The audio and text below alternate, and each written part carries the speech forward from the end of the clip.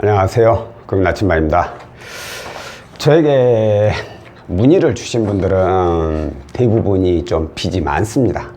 대출이 저금리, 은행권을 비롯해서 이금융권, 더 높게는 대부까지 이용하시는 분들이 있어요. 근데 이분들이 내가 어떻게 해야 되겠느냐, 이 상황을 어떻게 만들어야지 내가 대출을 조금이라도 더 빨리 갚아 나갈 수 있겠느냐, 이런 문의가 자주 들어옵니다.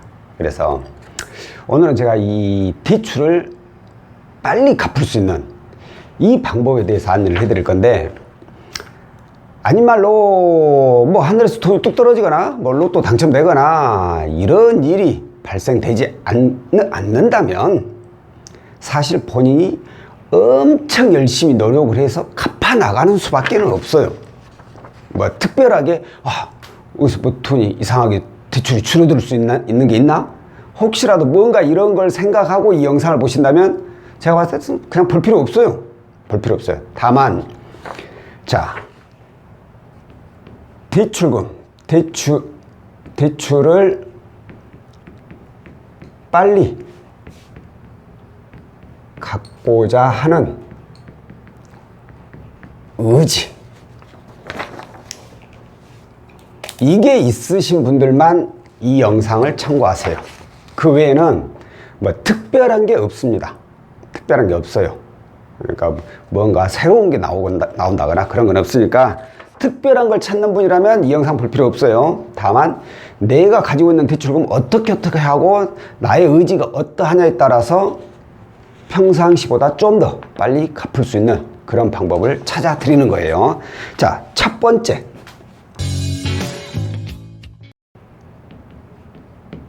정확한 상황 파악. 자, 이게 뭐냐?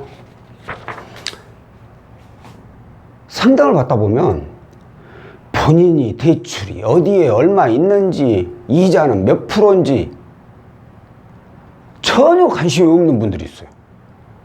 그냥 누가 대출해주면 고맙습니다, 문자로 이번 달 며칠 날 월 납입금 얼마입니다, 이렇게 문자 올 거 아니에요. 그거 그냥 받아보고 그대로 그냥 통장에 넣어놓고 이렇게 이용하시는 분들이 있어요. 이렇게 해서는 절대 대출금 빨리 못 갚아요. 본인이 처한 상황을 먼저 알아야 된다는 거예요. 거기에는 여러 가지 내용이 있는데, 먼저 본인 소득, 내 소득이 정확히 얼마나 되는지. 오늘 상담하신 분들, 어떤 분은 급여받는 은행이 어딘지조차도 모르겠어. 나 어떻게 그럴 수 있는지 참.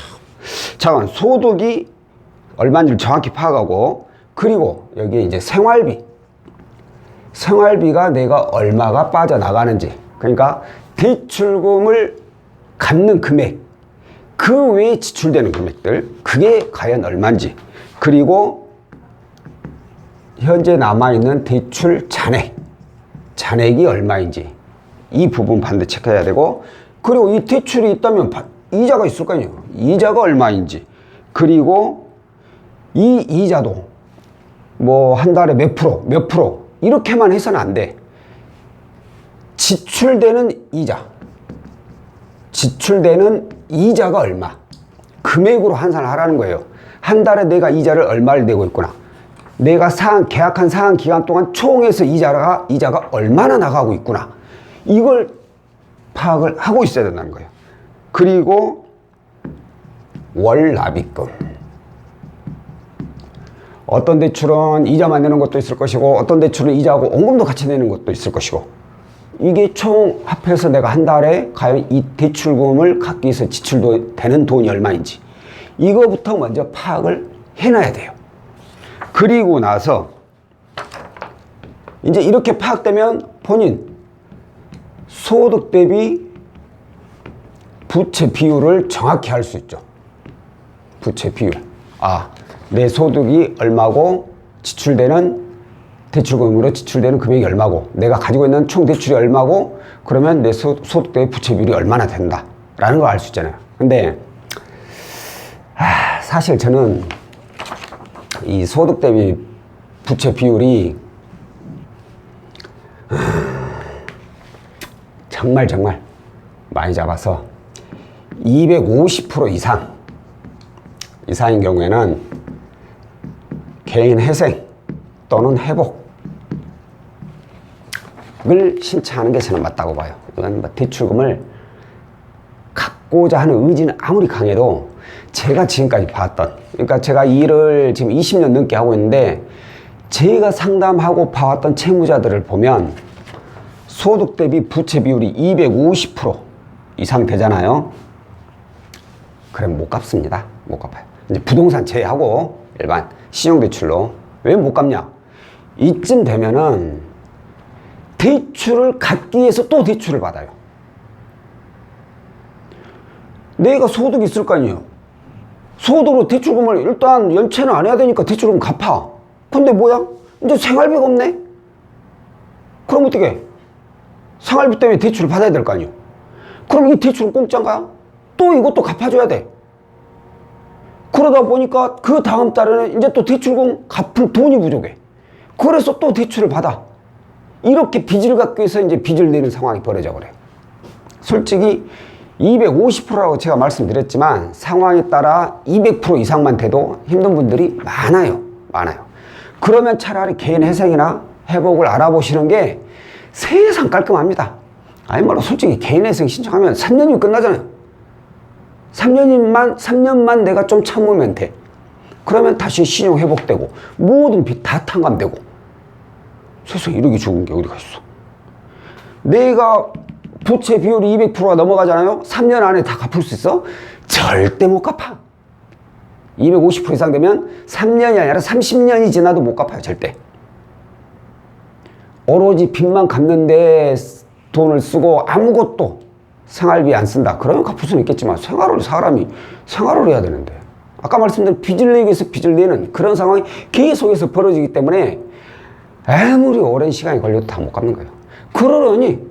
그러느니 차라리 회생이나 회복 신청해서 3년이면 끝나버리잖아요. 회복은 이제 길긴 하지만 좀 더 최장 10년까지 가지만 회생은 3년이면 끝나잖아요.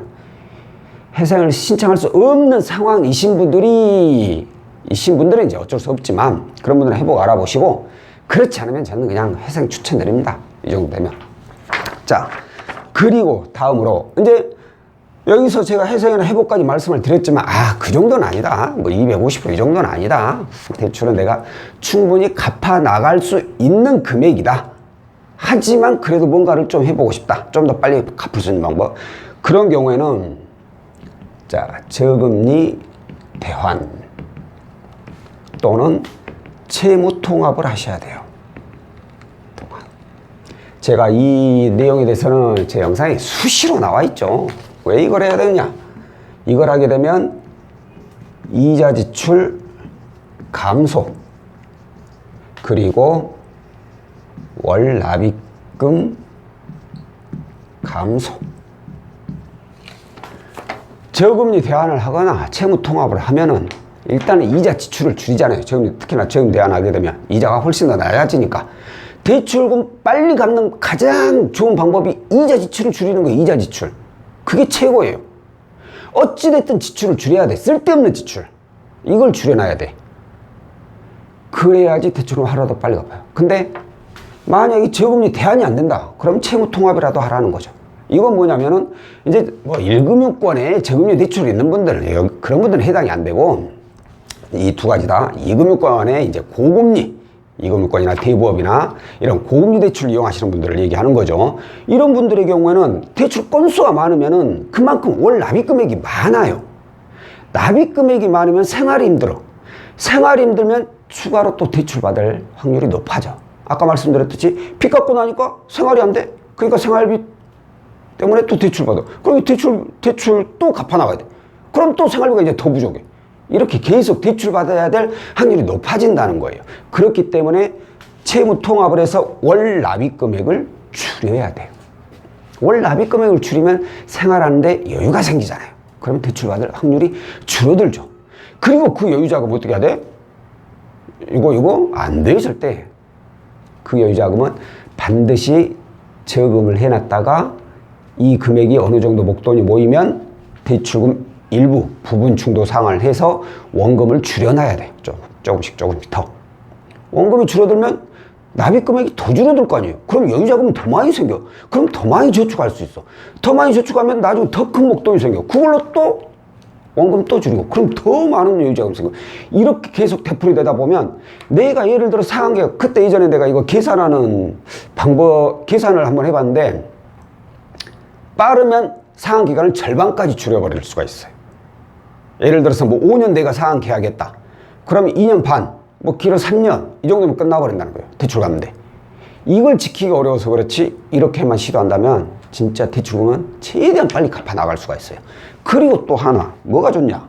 자, 이렇게 해서 대안하고 채무통합을 하게 되면 부수적으로 따라오는 게 뭐가 있죠? 하나 있어. 신용점수가 상승합니다. 상승. 신용점수가 상승하는데 대출금 빨리 갚는 방법하고는 아무런 관련이 없죠. 점수 상승한다고 해서 대출금이 없어지는 거 아니잖아. 그런데 신용점수가 상승하면 할 수 있는 게 뭐가 있어요? 바로 금리 인하, 요구권. 금리 인하 요구권을 쓸 수가 있죠. 예를 들어서 내가 대출을 15%에 받았어. 15%로 해가지고 채무 통합을 했어. 대출 이전에 5건인데 2건으로 줄여놨어. 그럼 내 신용이 어떻게 돼? 5건이 2건이 돼버리니까 신용수가 많이 올라가게 되죠. 그러면은 이 15% 받은 이 금융사에다 얘기를 해야죠. 나 신용수수 올라갔다. 금리 인하해주라. 그러면 금리 인하를 해주게 됩니다. 단 몇 프로, 단 1%라도. 아까 말씀드렸잖아요. 이자 지출을 줄여야 된다고. 이렇게 해서 금리 인하 요구권을 신청을 할 수가 있게 되죠. 그러면 대출을 조금이라도 더 빨리 갚아 나갈 수 있다라는 거죠. 자, 그리고 마지막으로 이제 상환 방식입니다. 방식. 이렇게 고금리 다중채무를 이용하신 분들이 저에게 또 대출 문의하게 되면 이 얘기를 많이 물어봐요. 혹시 이자만 납부하는 거 가능한가요? 왜? 이렇게 고금리 다중채무다 보니까 월 납입금액이 많거든. 이놈이 납입금액이 치여가지고 죽었어. 근데 만약에 채무통합에 저금리 대안을 했어. 이게 가능해. 그러니까 그 스트레스, 그동안 받았던 스트레스가 벗어나고자 이자만 내고 싶어. 그럼 납입금이 적잖아요. 생활의 여유를 좀 찾고 싶다 이거죠. 그런데 절대 그건 대출금 빨리 갚는 방법에는 속하지가 않죠. 오히려 대출금 늦게 갚는 방법에 속하죠. 대출금을 빨리 갚고자 한다면 이 상환 방식은 원리금 균등 또는 원금 균등을 이용을 해야죠. 이 말은 곧 원금도 같이 갚아 나갈 수 있는 상환 방식을 선택을 해야 된다는 거예요. 그래야지 내 원금이 조금씩 줄어들고 그 상환, 계약한 상환 날짜가 되면 다 없어지는 거지. 만기일시 방식은 이자만 내는 거잖아요. 원금이 하나도 안 갚아진다는 얘기요. 그럼 만기 때 이걸 다 갚아야 되는데 그게 갚아지느냐? 그 많은 돈, 큰 돈을 어떻게 갚아? 못 갚아요. 이제 연장 되냐 안 되냐 그걸로 또 스트레스 받는 거지. 아씨 연장 돼야 되는데 안 되면 큰일 나는데 이런 생각하고 있고, 안 된다고 하면 이제 그 안 된 금액 그것 상환해야 되니까 또 여기저기 대출 이제 알아보는 거예요. 또 고금 대출 또 알아보게 되는 거고. 그렇기 때문에 가능한 만기 일시가 아주 나쁘다는 건 아니지만 본인 상황이 굳이 만기 일시를 선택 안 해도 되는 상황이라면 반드시 원리금 균등이나 원금 균등, 대부분 이제 금융사에서는 원리금 균등을 많이 적용을 하니까 이걸 이용을 해야 된다는 거예요. 그래서 원금을 조금씩 줄여 나가야 된다는 거예요. 그리고 우리가 이제 대출을 갚아 나가려면 아까 제가 뭐 목돈 저금을 잘 해놓고 그래서 목돈이 생기되면 갚는 순서가 있잖아요. 갚는 순서. 이것도 잘 정해놓으면 좋아요. 간단하게 갚는 순서를 얘기하자면 이건 뭐 누구나 알겠지만 가장 첫 번째는 고금리야. 이자 높은 거부터 갚아야 돼. 이자 지출 줄여야 된다고 계속 말했죠. 그러니까 고금리부터 갚고 그 다음이 소액을 먼저 갚으라는 거예요. 이 얘기는 뭐냐면, 자, 어찌됐든 이자 지출은 줄여야 되니까 고금리부터 갚는 건 당연한 거고, 그 다음으로 이자가 두 개가 똑같아. 그러면 대출 금액 잔액이 적게 남은 거, 내가 이 건수를 빨리 없앨 수 있는 거, 이거부터 없애야 된다는 거예요. 그러면 납입 금액이 확 줄어버리죠. 왜? 지가 얘 때문에 한 달에 얘가 몇십만 원씩 냈어야 되는데 얘가 없어졌다 쳐봐요. 다 상환해서. 그 몇십만 원 아끼는 거예요. 아니, 그 몇십만 원 여유가 생기는 거예요. 그걸 또 저금할 수 있잖아요. 그럼 나중에 또 이걸 모아놔서 또 다른 대출 금액 상환할 수 있고, 소액 건수를 줄여라는 거예요. 건수를. 한마디로 건수 줄이면 또 부수고 따라오는 게 뭐예요? 위에서 말씀드렸듯이 신용점수가 상승해. 신용점수가 상승하면 금리 인하 요건을 또 이용할 수가 있어. 이렇게 하시라는 거예요. 이렇게. 그렇기 때문에 본인이 대출 갚는 순서는 뭐 특별하게 크게 고민할 거 없어요. 그냥 이자 높은 거 갚는다. 이자가 똑같으면 적은 금액부터 갚는다. 이렇게 생각하시면 돼요. 자, 오늘은 대출금 빨리 갚는 방법에 대해서 설명을 드렸습니다. 다시 한번 얘기하지만 특별한 방법은 아니에요. 어디서 돈 떨어질 일은 없어요. 절대로. 가장 중요한 건 빨리 갚고자 하는 의지. 이 의지는 뭐예요?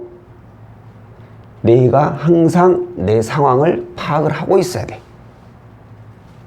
당연한 것은 소비를 줄여야 되겠지만, 내 상황을 파악을 하고 있다는 것은 곧 내가 대출금을 하루라도 빨리 갚을 수 있는 의지를 가지고 있다는 거예요. 이런 분들은 본인 스스로 알아요.